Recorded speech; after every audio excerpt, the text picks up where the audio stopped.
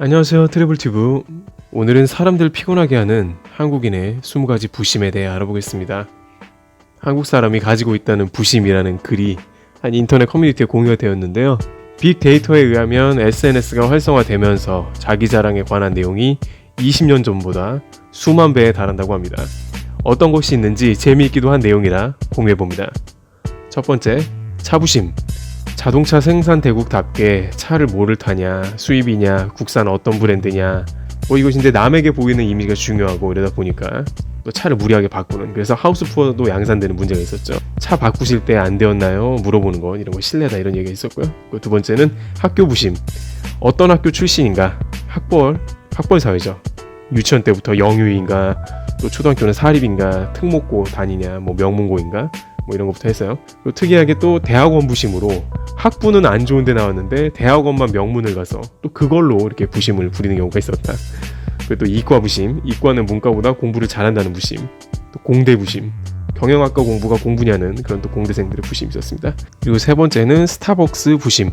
스타벅스 레벨이 골드냐 그린이냐, 스타벅스 20개 스티커를 모았느냐 프로모션 기간에, 또 럭키팩이 나오면 바로 그날 샀느냐, 이런 부심이 되겠고요. 네 번째는 부모 부심. 그래서 부모의 직업이 뭐냐, 사회적인 위치가 무엇이고, 또 부모의 연봉은 얼마고, 부모가 젊고 잘생겼냐, 기타 등등 이렇게 부모님을 자랑하는 금수저, 또 그런 부심이 되겠고요. 다섯 번째는 아파트 부심. 집이 전세냐 자가냐, 몇 평이냐, 더 중요한 건 집이 얼마짜리냐, 이런 부심이 되겠습니다. 그래서 재건축이냐, 주상복합이냐 등등. 최근 초등학생 사이에서도 아파트별로 친구들끼리 몰려다니면서 노는 걸로 해서 좀 다소 논란이 있었던 그런 부심이 되겠습니다. 여섯 번째로는 해외여행 부심. 그래서 1년에 해외여행을 몇 번 다니느냐, 카스나 인스타 등의 이제 지속적인 업데이트를 하는 그런 부심을 드러내는 거고, 그래서 몇 월 며칠엔 어디가 있고 몇 월 며칠엔 어디가 있고, 스케줄 자기 프로필에 관심도 없는데 이렇게 쭉 업데이트 해놓는 타입이 있었다, 이런 거고요. 일곱 번째는 팬부심. 자신이 누구누구의 팬인데 그 연예인의 스케줄을 다 알고 있고, 노래가 나오면 가사를 밤새 외우고, 누구 팬을 몇 년 동안 했다, 자기는 누구 팬 몇 년 하는 그 경력, 그런 경력을 내세우면서 내가 다 알고 있다는 식으로 그렇게 얘기하는 팬부심이 있었습니다. 여덟 번째로는 맛집 부심. 자신이 얼마나 맛있고 비싼 음식을 먹느냐, 그 인스타 등에 사진을 쭉 남기는 이런 그런 맛집에 대한 부심이 있었고요. 아홉 번째는 헬스 부심. 그래서 몸매가 좋은 분들은 적극적으로 자신의 전신 사진을 붙은 옷을 입고 올리는 비율이 눈에 띄게 예전과는 비교할 수 정도로 늘었고, 특히 헬스장에서 운동하고 바로 찍어 올리는 그런 사진 등등 헬스 부심이 있었습니다. 열 번째는 딸 아들 부심. 그래서 딸 아들이 공부를 잘하고 예쁘고, 또 나이가 좀 들게 되면 연봉이 얼마고 무슨 직업이고, 이런 건 좀 이상하기보다는 원래 부모님들은 사실 자녀를 자랑하는 맛을 살긴 하시죠. 그거는 우리나라뿐만이 아니고 외국도 마찬가지인 것 같긴 합니다. 11번째, 미국 부심. 미국에서 사는데 그 내용을 지속적으로 한국 카페 등에서 활발하게 활동하면서 업데이트하는 거. 그러니까 이제 미국에 삶에도 불구하고 자랑을 계속 한국에다 하는 거죠. 내가 미국 집에서 이런 거 해먹는다, 자연환경이 이렇게 좋다, 미국의 쇼핑 환경이 너무 좋다, 아울렛이 싸다, 기타 등등.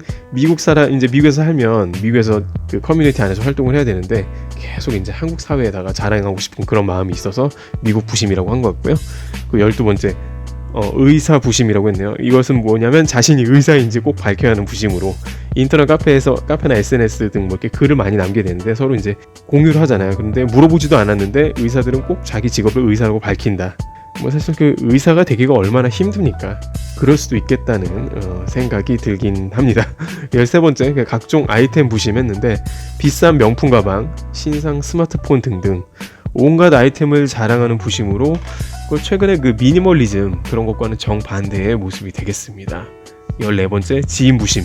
자기가 아는 사람이 누구누군데 내가 아는 사람 말이야, 이런 식으로 나오는 거죠. 그래서 자기 가족이나 친척 중에 누가 어떤 사람이다, 내가 아는 사람이 이런 자리에 앉아있다, 연예인이다, 이런 종류의 부심이 되겠습니다.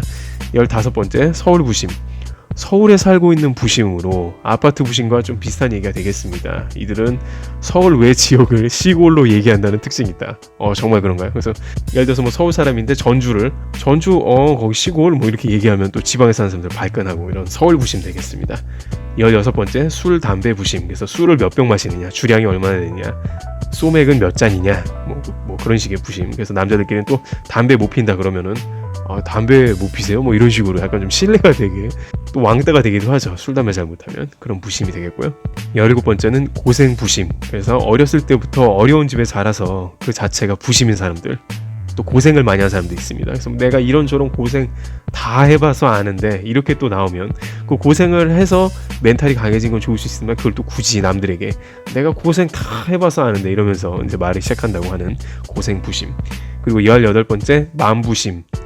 엄마가 안 되고서야 어찌 이런 걸 미혼이 이해하겠냐는 부심이죠. 야, 너희들이 미혼 주제에 뭘 알아? 애 키워봤어? 애 키운 게 얼마나 힘든지 알아? 이런 식으로 나오다가 이제 뭐 그렇게 하다가 좀 심해지면 마음충 논란도 이제 되는 뭐 이런 마음 부심이 있었고요. 19번째 힙스터 마이너 부심. 이거 좀 공감하는데 그래서 제 주변에도 그런 분이 있기 때문에 혁오 밴드와 같은 마이너나 인디 밴드 출신, 하여튼 그런 언더그라운드 음악다운 음악하는 밴드에 심취하는 부심으로 그 외의 대중음악이나 특히 아이돌 등을 우습게 하는 그런 부심. 이거 뭐 배철수의 음악 캠프에서도 예전에 그 뉴키즈 온 더 블럭 왔을 때 그 배철수님이 좀 처음에 안 좋은 발언을 해가지고 서로 싸우고 뭐 이런 것이 좀 있지 않았습니까? 그런 비슷한 차원의 어떤 음악에 대한 그런 부심이 되겠습니다. 그리고 20번째 마지막은 축구 전문가 부심이라고 했는데요. 해외 축구 선수별 이제 요새 이제 뭐 박지성 선수가 이제 프리미어 리그로 간 이후에 해외 축구에 대한 관심이 엄청나게 커졌는데요. 축구 선수별 경력이나 커리어 등을 줄줄 꿰고 온갖 축구 지식을 섭렵해서 이제 대화가 한번 포문이 시작되면은 30분은 그냥 듣고 있어야 되는 축구 부심 이렇게 있었습니다. 네, 이렇게 20가지를 알아보았는데요. 재밌기도 하고 자기 자랑을 남들 앞에서 하는 걸 좋아하는 사람이 많은 것도 있고 또 뭐 그에 맞춰서 그걸 듣기 싫어하는 사람도 상당히 많은 것을 알 수 있었습니다. 한 번쯤은 대화하거나 SNS 하거나 이럴 때 또 인터넷 커뮤니티 할 때 나도 혹시 그런 모습에 있나 상대방의 기분은 어떨까 한번 생각은 해봐야 될 것 같습니다. 트래블튜브 오늘 여기서 마치겠습니다. 감사합니다.